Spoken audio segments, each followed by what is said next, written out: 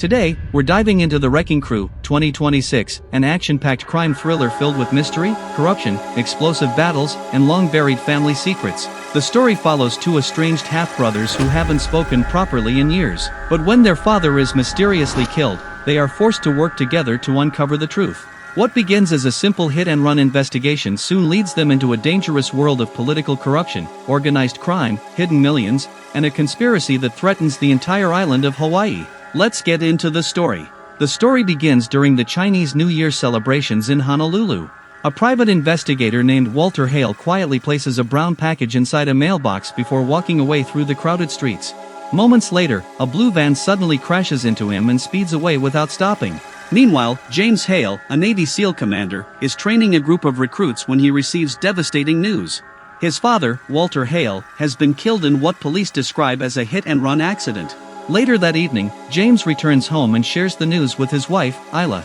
As they discuss the funeral, Isla suggests that James should contact his half-brother Johnny. In Oklahoma, police officer Johnny Hale is dealing with personal problems of his own. His longtime girlfriend, Valentina, is furious after he forgets her birthday and threatens to leave him. That same night, Johnny receives a call from Isla, informing him that Walter has died and that the funeral will take place the next day. Although Johnny hasn't spoken to his father in over 20 years, he reluctantly agrees to return to Hawaii. However, before he leaves, three armed men connected to the Yakuza suddenly attack him. After a brutal fight, Johnny kills all of them. The attack immediately raises questions. Why would members of the Yakuza target him after all these years? At Walter's funeral, old wounds quickly resurface. James and Johnny exchange insults and reminders of the painful past they share. Johnny has always believed that James looked down on him because he was the result of Walter's affair with Johnny's mother. The funeral is attended not only by family and friends, but also by members of local criminal organizations and even the Yakuza. The more they observe,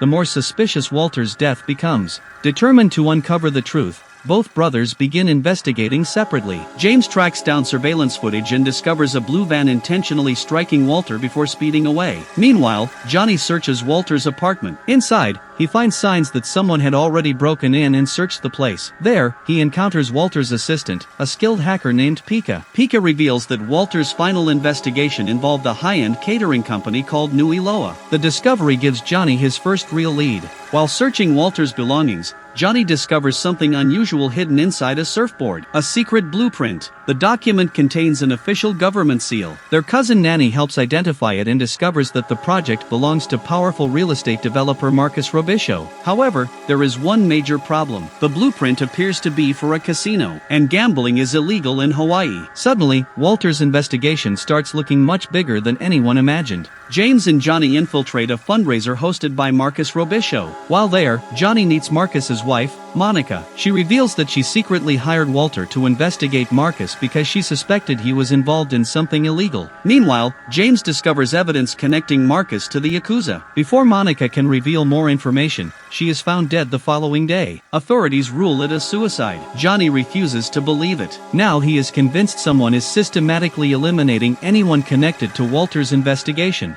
As the investigation continues, years of resentment finally explode between the brothers. Johnny confronts James about abandoning him after their mother was murdered. James reveals that he sent Johnny away because local gangs wanted him dead. Everything he did was an attempt to protect his younger brother. For the first time in years, both men stop fighting and start listening. They finally understand each other's pain, and together, they decide to finish what Walter started. Everything changes when a mysterious flash drive sent by Walter finally arrives. With the help of Valentina and Pika, they manage to bypass its security systems. Inside, they uncover evidence of millions of dollars flowing through offshore accounts. After tracing the money, they discover the shocking truth. The payments lead directly to Hawaii's governor, Peter Mayhew. Over 3 years, more than $12 million had been secretly transferred into accounts connected to him. Desperate to recover the flash drive, Marcus kidnaps James's wife Isla and their cousin Nanny. In exchange for their lives, he demands the evidence. Knowing there is no other option, James and Johnny prepare for war. Armed to the teeth, the brothers launch an assault on Marcus's heavily guarded estate. James cuts through waves of Yakuza fighters with ruthless efficiency. At the same time, Johnny hunts Marcus through the estate for a final confrontation.